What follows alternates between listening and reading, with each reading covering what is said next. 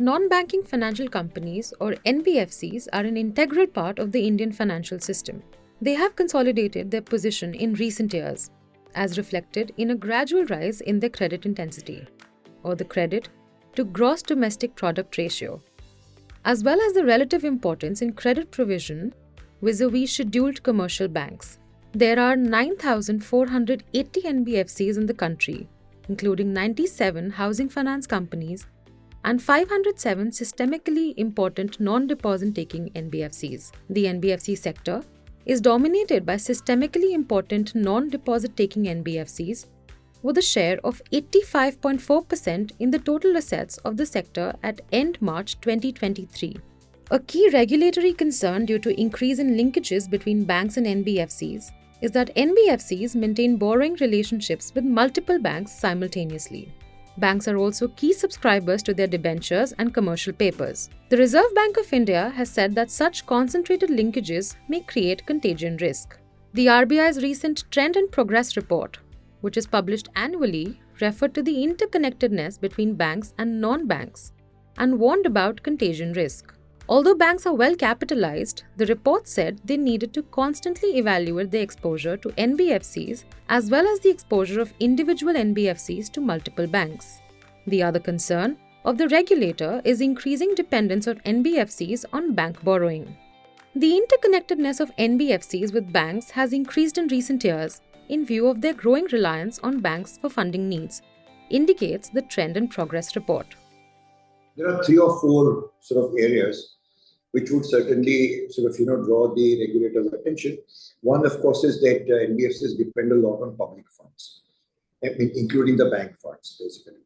So, and there, of course, there could be a systemic risk because, banks carry those as exposure.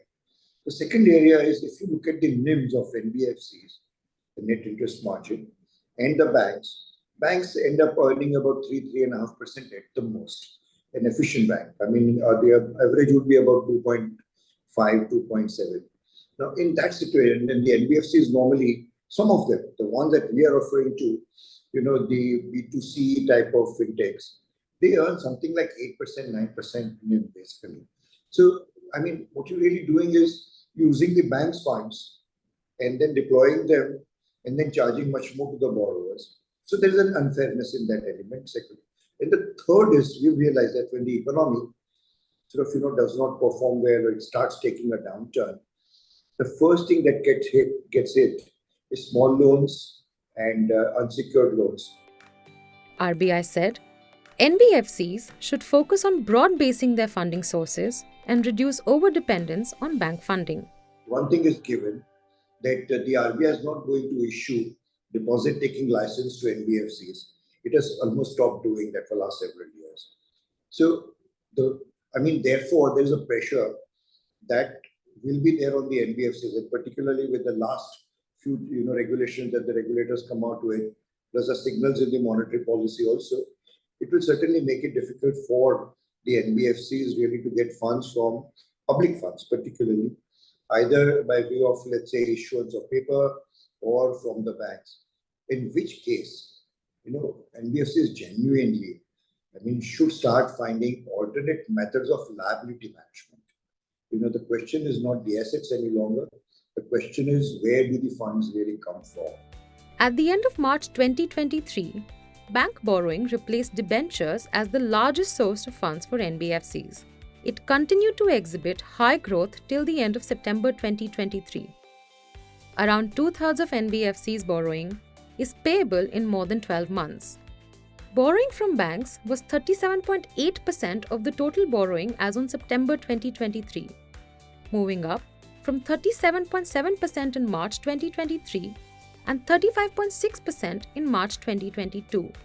While the regulator has been asking NBFCs to diversify their borrowing sources, non-banks are making a case for allowing more NBFCs to accept public deposits. RBI has not allowed any new NBFC to accept public deposits in almost 2 decades, and the number of NBFCs accepting public deposits has been reduced to just 26 as of March 2023 from 220 at the end of March 2015. If you like this video, share it and subscribe to Business Standard. For more news, views and insights, log on to www.business-standard.com. Do also follow us on YouTube, Twitter, Facebook, Instagram, Telegram and LinkedIn. I am the blue of the limitless sky. I am the inspiration that lets success soar high. I will achieve, I will fly high.